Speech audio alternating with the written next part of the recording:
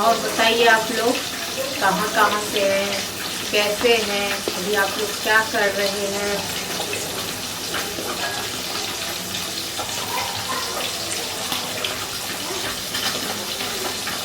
जो लोग मछली खाते हैं तो रोहू मछली किस किस को पसंद है आप लोगों में से।